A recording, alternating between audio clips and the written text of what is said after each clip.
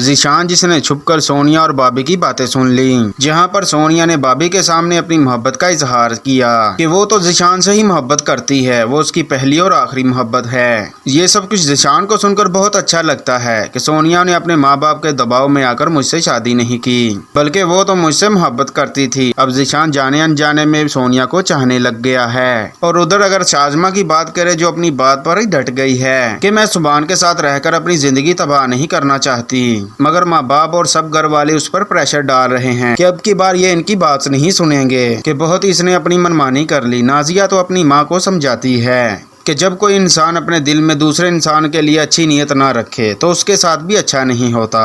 جب ماں کو عقل آتی ہے تو وہ شازمہ کو سمجھانے بیٹھ جاتی ہے، جس پر شازمہ اپنی ماں سے کہتی ہے آپ لوگ میرا بھی تو خیال نہیں کر رہے تو پھر مجھ سے کیوں شکایت کر رہی ہیں۔ ماں کی بھی اب برداشت کی حد ختم ہوگی۔ وہ شازمہ سے کہتی ہے کہ اب ہمارے نصیب میں یہی رہ چکا ہے کہ تمہاری وجہ سے ہم دنیا والوں کے سامنے اپنی انسلٹ کرواتے پھریں۔ وہ باپ کا ذکر کرتی ہے کہ اب سبحان کے پاس زبردستی میرے باپ مجھے بھیج ہی رہے ہیں نا۔ اب شازمہ کے گھر والے جیسے تیسے کر کر شازمہ کو سبحان کے ساتھ اس کے گھر بھیج ہی دیتے ہیں کہ جاؤ تم سبحان کے ساتھ، وہ تمہارا شوہر ہے، اب تم نے اسی کے ساتھ ہی رہنا ہے، اور اگر اس کے ساتھ نہیں جاؤ گی تو ساری زندگی ہمارے سروں پر سوار رہو گی۔ یوں شازمہ ارادہ کر ہی لیتی ہے جیسے تیسے کر کے سبحان احمد کے پاس واپس جانے کا۔ اب سبحان احمد شازمہ کو اپنے گھر میں لے کر جاتا ہے۔ وہ اتنا عالی شان بنگلہ دیکھ کر تو حقی بکی ہی رہ جاتی ہے۔ شازمہ کی تو جیسے ہوائیاں ہی اڑ گئی، وہ تو پھولے نہیں سما رہی کہ اتنا بڑا بنگلہ اب میرا ہوگا، اس بنگلے اور جائیداد اور روپیہ پیسے پر تو صرف میرا ہی حق ہوگا۔